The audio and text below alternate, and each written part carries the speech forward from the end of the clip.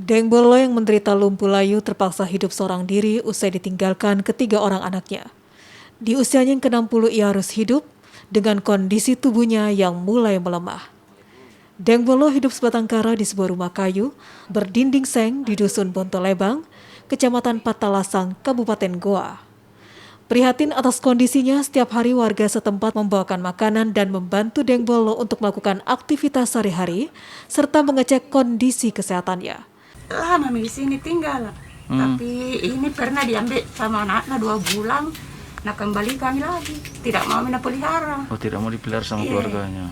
Jadi kita sebagai warga di sini bantu di sini. Saya Jadi kita yang bikinkan ini. Iya. Alasannya kenapa tidak mau diambil sama keluarganya?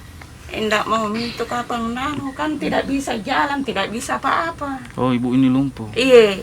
Jadi itu Mina tidak mau karena alasan Nana bilang tidak bisa saya pelihara. Warga berharap pemerintah melalui dinas terkait dapat membantu meringankan beban sang nenek.